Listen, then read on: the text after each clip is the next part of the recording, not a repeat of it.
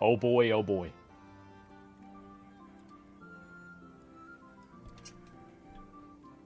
This fucking guy? Yep, this fucking guy. Breaking news, John Oliver has discovered Restore Britain. You can imagine how much John Oliver likes Restore Britain by how much he already shows us he likes Nigel Farage.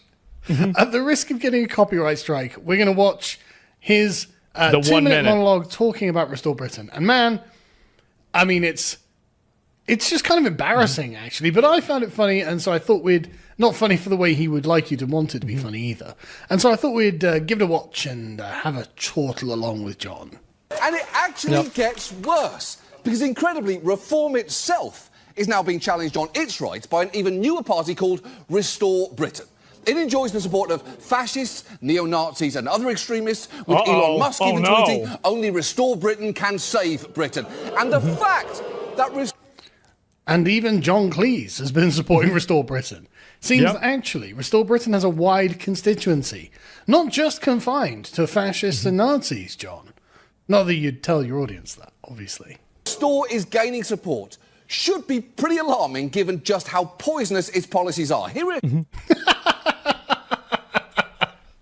Just how poisonous its policies are. Let's have a look at... They're not going to explain any of the policies, by the way. Poisonous policies, shall we?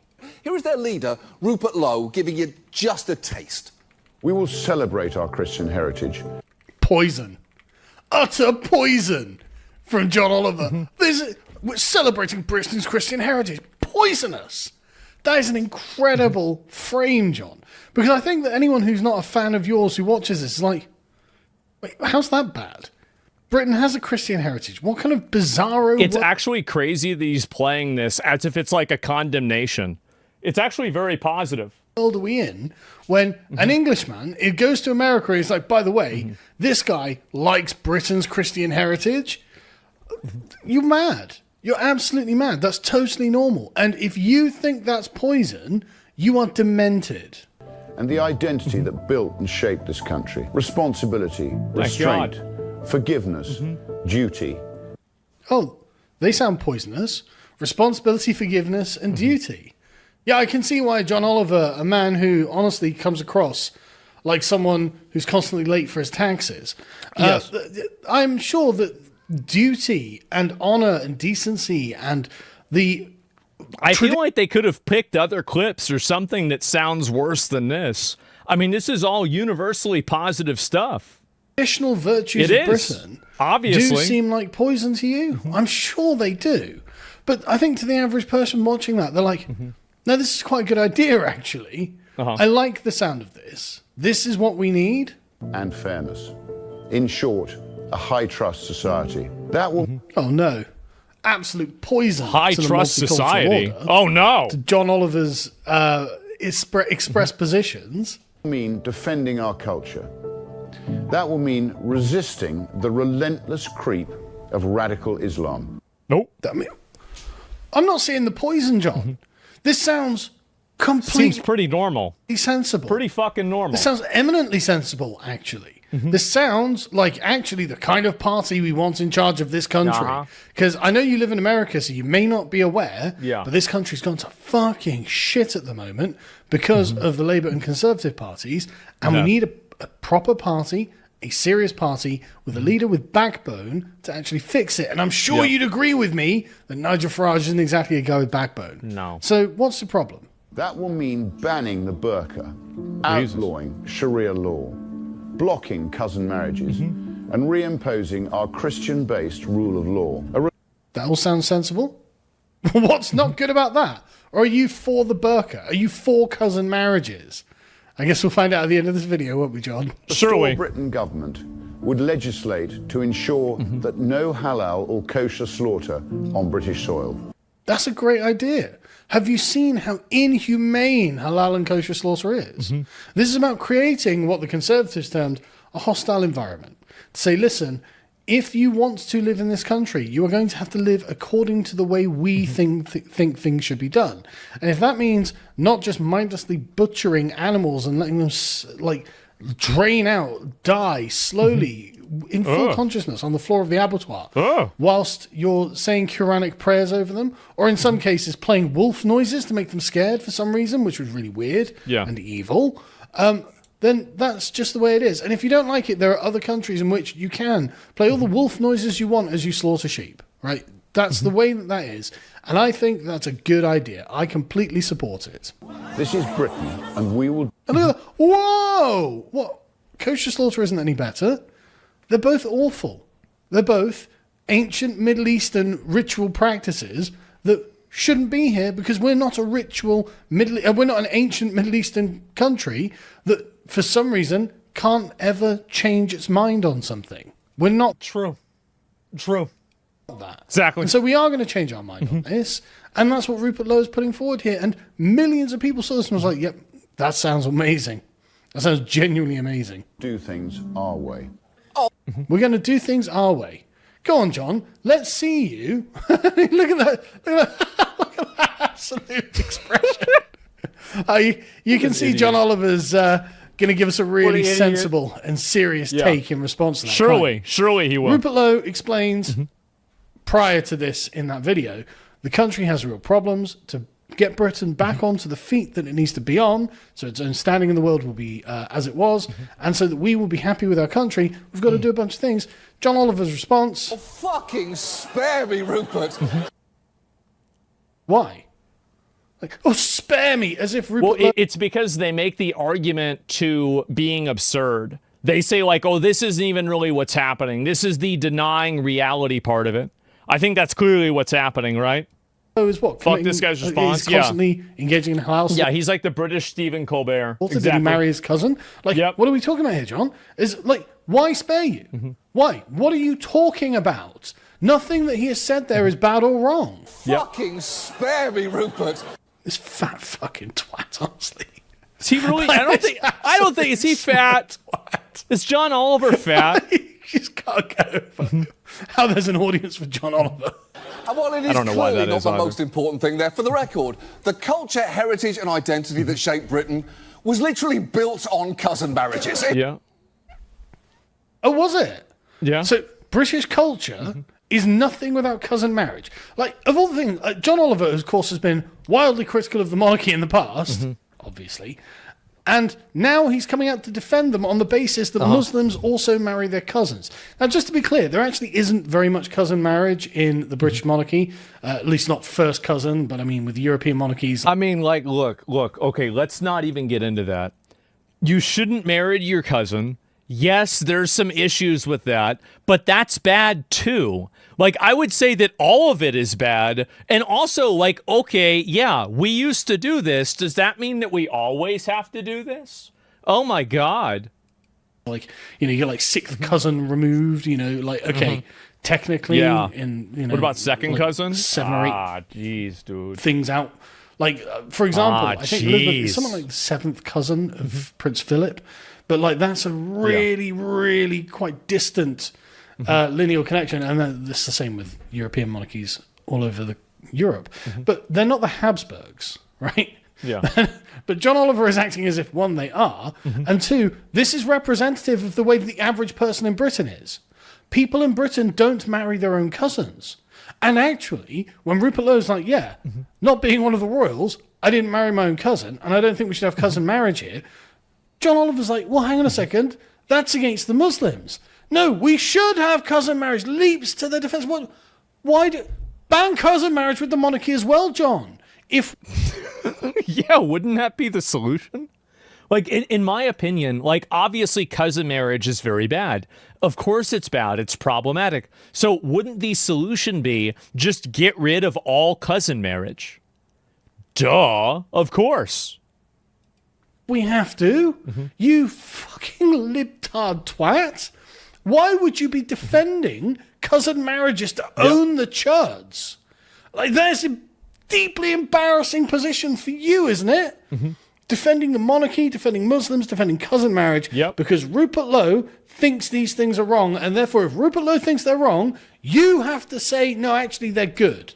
That is, I mean, total This is exactly what happens in the U.S. with Trump. The moment that Trump wants to, for example, clean the reflecting pool inside of D.C., now there's people throwing things in the reflecting pool.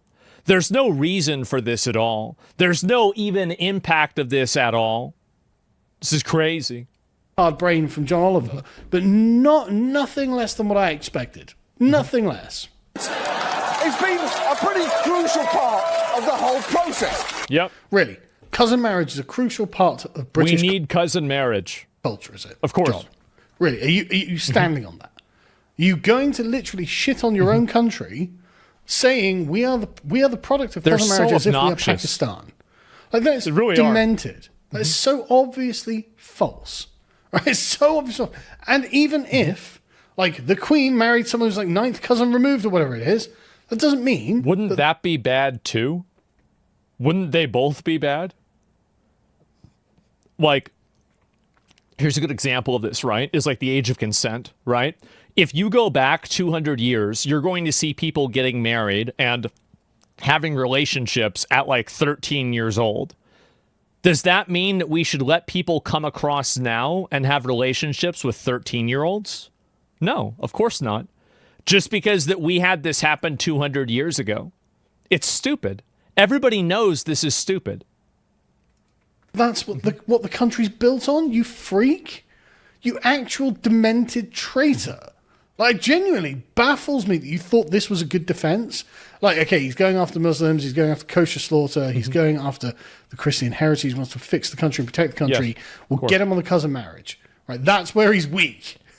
He can't possibly defend banning cousin marriage. Yeah, of course. Because, John, it's the easiest thing to get out of whatever you think you're doing here, which say,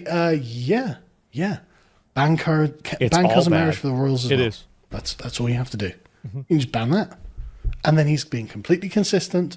It isn't a problem. And actually, John, I think the country survives. I think British culture survives even if we ban cousin marriage. Oh, I know.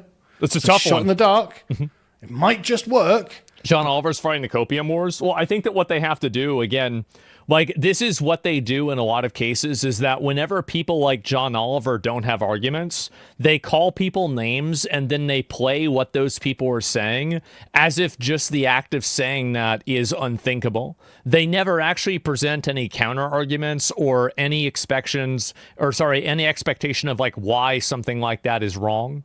They just simply, they call you bad names and they say you're not allowed to think this. That's it. I think, actually, that won't destroy British culture. So why are you against it again? It's just genuinely embarrassing to watch. You might want to brush up on your history, given that your general vibe there is so cartoonishly English. You look like you're... I don't really think you're in a position to call someone else cartoonishly English, right? Yeah. I mean, I remember watching your first stand-up when you first went to America, like, He's like a caricature. 10, 15 years ago, something like that. And all it was you being cartoonish in English. I mean, at one point you made a joke to the American audience. You owe us a massive cup of tea after the Boston Tea Party. Like, you are a stereotype of Englishness being sold to the Americans so they can laugh at you for being an English stereotype. You are an embarrassment. I'm glad you're not in this country anymore. And good God, I'm not going to go any further than that. But sorry, go on. Rupert Lowe is a stereotype of Englishness, not John Oliver, you specky twat. First words as a baby were British East India Company. Why would they have been that? How is that? Really? It's because it's attached to the original sin of colonialism. It's the concept that the original sin of colonialism has to always be remembered and then readdressed over and over as a way to prevent anybody like Rupert Lowe from having any sense of a semblance of a country.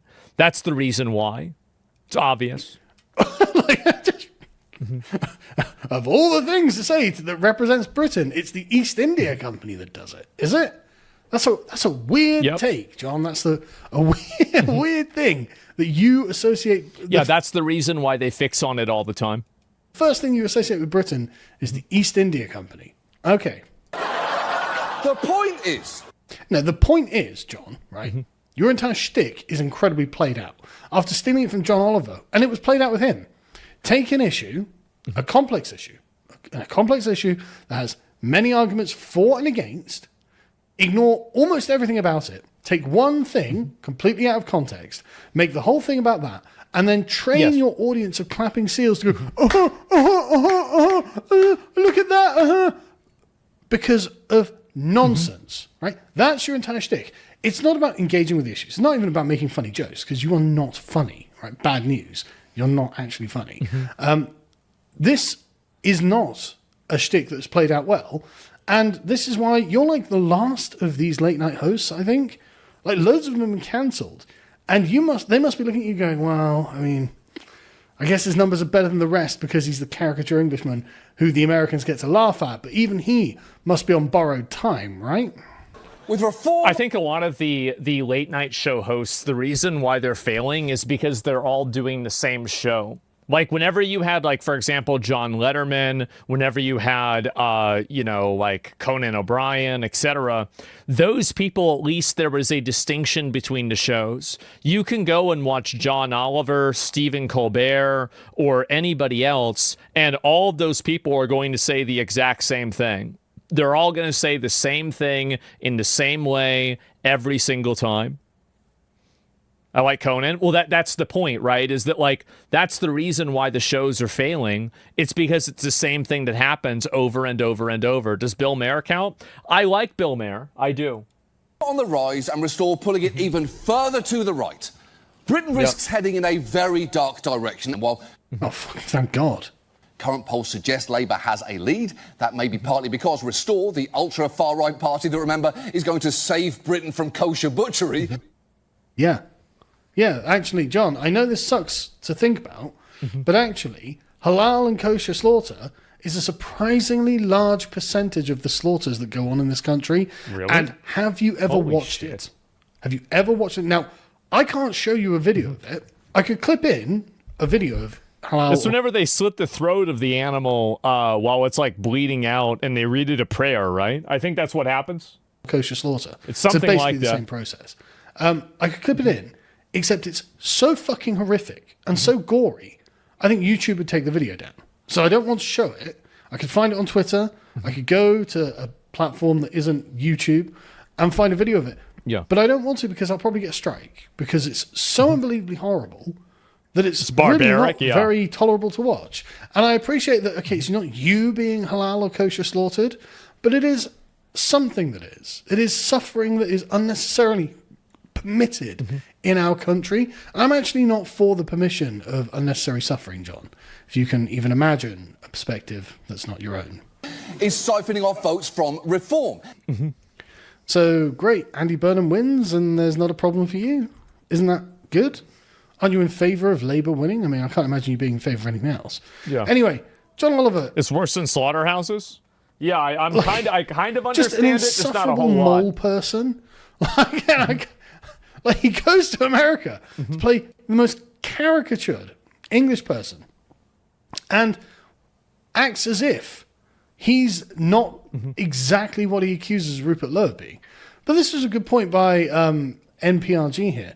If you watch John Oliver with the sound off, he looks like a man caught in a prostitution sting, shouting at the police officer about how his wife just doesn't understand him, and insisting the girl definitely said she was 18. He does have that kind of weird, desperate energy about him, right? Well, they're desperate about it because all of the words that they usually use to shut down any sort of discourse around this topic are completely ineffective. Nobody cares about these words that they use to, like, insult people, to make them try to... This is the game that people like John Oliver play, is they apply a label to you and then they expect you to earn their favor so they will remove the label. That's the entire strategy that they have. So the moment that the label loses power, so do they, because they don't actually have any power of reasoning at all. Obviously, cousin marriage is bad. Obviously, animal cruelty is bad. Obviously, these things are true. So the issue now is that instead of thinking about whether they're true or not, you are instead trying to attack this word, right? You're not trying to even talk about the issue. You're trying to talk about how people see the issue. If you watch him with the sound off, he is desperately trying to persuade his audience. Basically, trust me, bro, don't think about whatever I'm saying. Like, trust me. No, she was definitely 18. And yeah, no, it's fine. You know, my wife and I have an understanding or something. Like, it's so weird how he has that kind of desperate energy. This please believe me energy. It's so strange. That's all they have left. Really, that's it.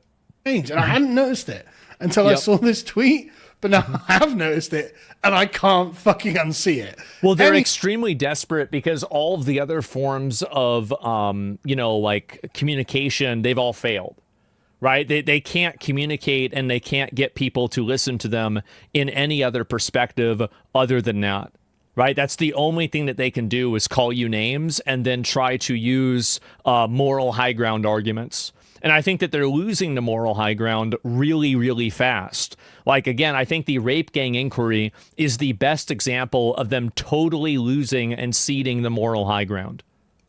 Anyway, there's no question about it. If you're in Britain, come and join Restore Britain. It's £20 a month, £20 a year, sorry. It's not even £20 a month. It's an incredible deal. And you will be part of saving the United Kingdom, saving Britain from what people like John Oliver want to happen to it. I completely agree. By the way, I totally fucking agree with him. And you've Breaking news. The Von toggle. I'll have to look at that. But like, anyway, no, this is it. And they lie and lose the trust of their audience. They do. And I think that more people are waking up and seeing that. And I think that they're very annoyed by it too. So worth the $20. Yeah, yesterday was a hard watch. Yeah, I know it was really, really intense, right? A lot of people were complaining and like saying that like, everything I was saying about that was just fucking crazy. And so, yeah, that's really it.